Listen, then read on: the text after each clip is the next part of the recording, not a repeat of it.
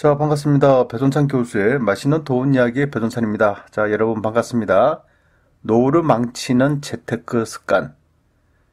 지금 주식이 폭락하고 있고요. 이 부동산 가격도 이제 하락 중에 있다라고 말씀을 드릴 수 있을 것 같아요. 그래서 이러한 시기에 좀 잘못된 재테크 습관을 계속 가짐으로써 자산의 감소가 더 크게 이루어질 수도 있다는 부분이 있죠. 그래서 잘못된 습관 부분을 좀 수정하자는 의미에서 이렇게 이야기를 한번 나눠보도록 하겠습니다. 첫 번째로 본다면 돈에 대한 무관심이죠. 이 부자와 가난한 사람의 이 근본적인 차이는 바로 돈에 대한 습관인 것 같아요. 이 부자면 부자일수록 돈에 대한 관심이 많습니다. 이 관심이 많다는 것은 돈을 더 많이 모으고자 노력을 한다는 거고요. 또 이러한 돈을 철저하게 관리를 한다는 얘기죠. 즉 부자 주머니에 들어간 돈은 나오기가 굉장히 어렵다는 얘기입니다. 이에 반해서 이 가난한 사람들의 특징에 보면 일단 돈에 대해서 생각이 없어요. 그냥 무상무념입니다.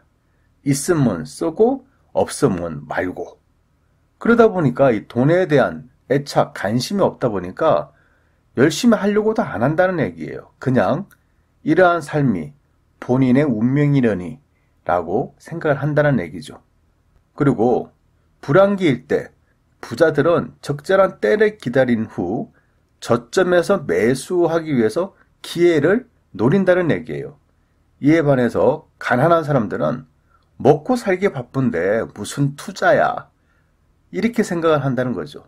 따라서 시간이 지나면 불황기 때 요때가 부자들 같은 경우는 큰 돈을 벌 수 있었던 찬스였다는 거고 가난한 사람들 입장에서는 그때나 지금이나 그냥 똑같은 거예요. 한 달 벌어서 한 달 먹고 산다. 이런 생각밖에 하지를 못한다는 거죠. 아무튼 불황기면 불황기일수록 부자들하고 보통 사람들하고 가난한 사람들의 재산 차이는 더 난다라고 이렇게 말씀을 드릴 수가 있다는 거죠. 두 번째로 보면 어떻게 되겠지라는 거죠. 즉 어떻게 보면 방치라고 할까요? 어떻게 할 방법을 모른다는 얘기예요. 예를 들어서 앞에 보이는 화면을 보세요. OCI의 월봉인데요. 2011년도 당시에 최고 금액이 한 주당 65만 7천 원이었습니다. 그런데 2019년 8월 9일 종가가 6만 8,500원이라는 얘기입니다. 65만 7천 원짜리가 6만 8,500원이 됐다. 즉 고점 대비 현재 가격이 무려 89.57%가 하락했다는 얘기예요. 굉장히 많이 떨어졌죠, 여러분. 그런데 이렇게 떨어지는 거를 2011년도부터 이 주식을 가지고 계시다라고 한다면 그냥 10분의 1 토막이 났다는 얘기지 않습니까? 근데 적절하게 하락을 하게 되면 손절매라고 그러죠. 어느 정도는 좀 커트를 해주고 이렇게 좀 왔어야 되는데 그냥 방치를 하는 거예요. 주식도 방치 아닙니까? 부동산도 방치고.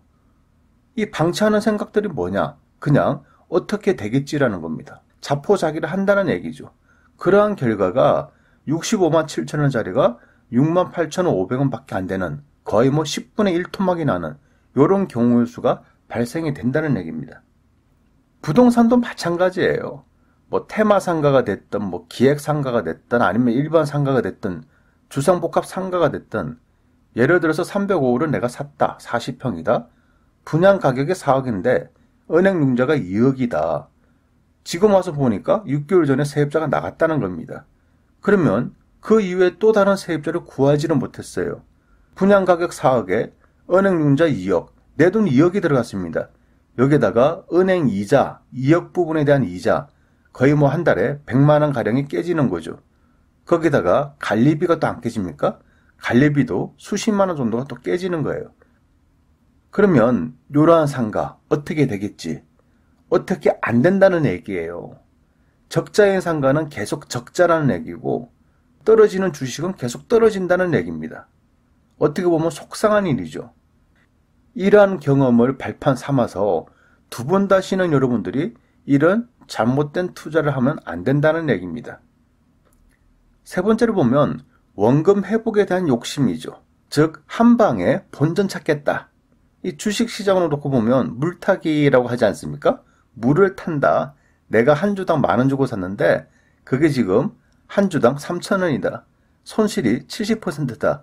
그래서 3,000원이란 만주를 또 산다는 거죠. 그래서 평균 매입 단가를 이제 반으로 낮춘다는 거 아닙니까? 이게 바로 물타기입니다. 근데 중요한 거는 내가 물을 탔는데 그 금액에서 더 떨어졌어. 그러면 물 먹는 거죠. 부동산 같은 경우에도 마찬가지지 않나요? 이 손실이 난 것에 대해서 안달이 나가지고 무조건 수익이 나는 부동산, 무조건 수익이야. 그러다 보니까 정상적인 물건보다는 비정상적인 물건, 즉 안 좋은 물건, 불안한 물건, 요런 것만 그냥 찾아 돌아다니는 거 아닙니까? 그런데 여러분이 생각하신 만큼 안전하면서 수익이 높은 그런 부동산은 없다는 얘기예요. 그런 부동산은 대한민국에 없다는 얘기 아닙니까?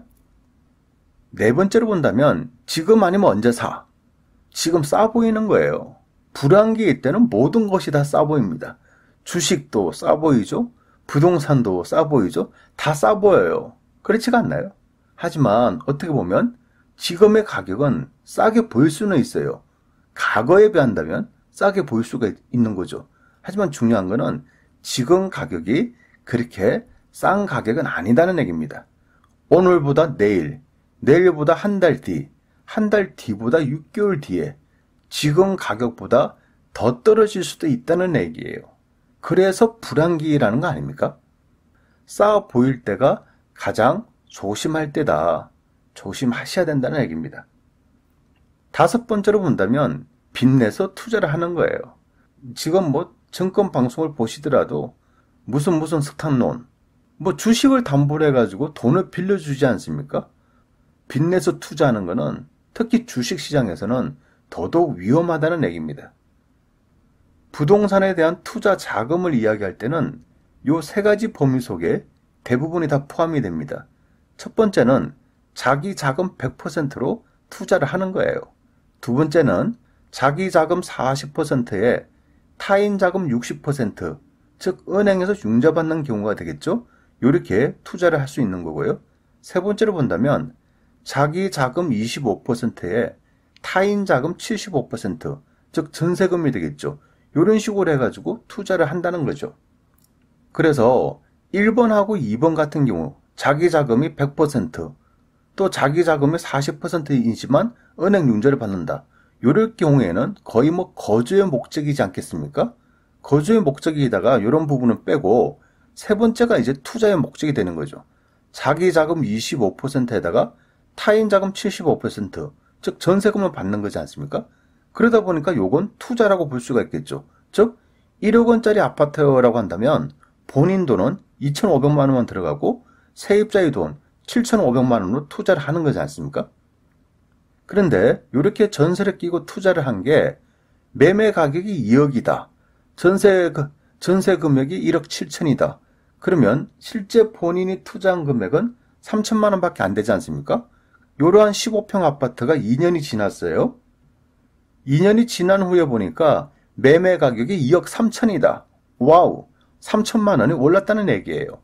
투자 금액 3천만 원 투자했는데 2년 뒤에 2억 3천. 그러면 3천만 원 올랐으니까 100% 수익률이다 라고 볼 수가 있겠죠. 그리고 전세 가격이 2억이라는 얘기입니다. 2년 전에는 전세 가격이 1억 7천인데 전세 금액도 올라갔다는 얘기입니다.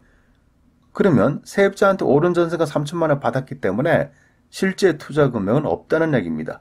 그리고 시세 차익만 3천만 원이 더 추가로 났다는 얘기예요. 어떻게 보면 행복하죠. 그런데 말입니다. 지금은 불황기라는 얘기예요. 경제 위기라는 얘기고 언제 외환 위기가 또 터질지도 모른다는 얘기입니다. 서울에 있는 일부 지역을 빼고 매매 금액이 2억 3천이고 전세 가격이 2억인데 실제 투자 금액은 당연히 또 3천만 원 되겠죠. 그런데 요게 2년 후에 매매 가격이 2억이다. 즉 3천만 원 떨어지는 거고 전세 가격이 1억 7천이다. 2억에서 1억 7천이다. 그러면 3천만 원이 전세 금액도 떨어진 거예요. 그러면 시세에 대한 손실이 3천만 원이지 않습니까? 여기에다가 실제 투자한 금액, 2년 전에 투자 금액 3천만 원에다가 지금 전세 금액이 3천만 원 하락했기 때문에 투자 금액은 6천만 원이 된다는 얘기예요. 2년 전에 비해서 내 돈이 3천만 원이 더 추가로 더 들어간다는 얘기죠. 그래서 투자의 목적으로 집을 한 채, 두 채, 세 채 가지신 분들은 그냥 어떻게 하면 해결할 수 있는 방법도 있겠죠. 하지만 투자한 주택의 숫자가 그냥 뭐 10채다, 30채다, 100채다 이런 순간에는 해결할 방법이 없다는 얘기예요. 그래서 갭 투자자들의 물건이 경매 시장에 나온다는 얘기예요. 따라서 부동산 하락기, 경기가 불안할 때, 경제 위기 때 요럴 경우에는 주식이 됐든 부동산이 됐든 빚내서 투자한다는 거 요거 상당히 위험하다는 얘기입니다. 마지막 6번째로 본다면 자기 학대하는 습관이죠.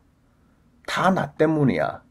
이 모든 원인은 다 나의 책임이야. 그러면서 너무 지나치게 자기 학대를 하는 그런 습관도 있다는 얘기입니다. 그래서 이러한 고통을 이겨내기 위해서 또한 자기를 학대하기 위해서 술을 많이 마시고 담배도 많이 피고 분노를 이기지를 못하고 그리고 우울해지고 결론적으로 자포자기를 하게 된다면 자기 학대의 마음밖에 안 생긴다는 얘기입니다. 그래서 뭔가 마음이 황폐해지는 거 그러면서 또 자기를 또 방치를 하죠. 나는 이런 사람이야. 내가 그때 잘못해가지고 난 이렇게 됐어. 라고 자기를 더더욱 학대를 한다는 얘기입니다. 결국 이러한 행위가 반복적으로 이루어질 때 자기 상실이 되는 거예요. 나를 잊어버리게 되는 거죠. 내가 누군지도 모르고요. 나 자신을 내가 돌아보는 거 이거 자체도 굉장히 싫어하게 되는 거예요. 거울 속에 있는 자기 모습, 그 모습을 외면하고 싶어져요. 결과적으로 이러한 행위가 계속 반복이 된다면 결국 가정까지도 파괴가 된다는 얘기죠. 우리 가족들을 한번 생각하셔야죠. 그리고 이제는 일어나셔야죠. 하루가 망가지면요. 이틀이 망가지고 한 달이 망가지고 1년 결국 평생이 망가지게 됩니다. 그런데 하루를 정신 차리지 않습니까? 그냥 아무리 할 일이 없다고 하더라도 몸 관리하시고 운동하시는 차원에서 하루를 시작한다면 운동으로 하루를 시작하고 운동으로 하루를 마무리한다면 여러분 자기 상실이 된 마음이 다시 생긴다는 얘기예요. 그리고 하루 이틀 하다 보면 자기에 대한 자신감이 새롭게 시작할 수도 있다는 걸 그걸 느낄 수가 있다는 얘기예요. 결국 인생이 달라진다는 얘기입니다. 지금부터 할 수 있다는 얘기입니다. 잘못된 투자, 잘못된 인생을 그동안 살아왔다. 괜찮아요. 아니 그럴 수도 있죠. 누구는 뭐 처음부터 끝까지 굴곡이 없는 인생은 없다는 얘기예요. 한 번도 실패를 안 하는 인생은 없다는 얘기입니다. 실수는 할 수 있어요. 또 실패도 할 수 있다는 얘기입니다. 하지만 중요한 거는 이제부터 그동안의 잘못된 습관을 버리고 지금부터 다시 태어난다는 마음으로 다시 시작하시면 된다는 얘기예요. 그리고 과거의 잘못된 실수와 잘못을 이제는 두 번 다시 반복을 안 하시면 된다는 얘기입니다. 이제부터가 중요하다는 얘기입니다. 아무쪼록 이러한 불안기에 제가 말씀드린 잘못된 6가지 습관을 잘 관리하셔가지고요. 아름다운 부자가 되시기를 기원합니다. 이상까지 배종찬 교수의 맛있는 돈 이야기였습니다. 감사합니다.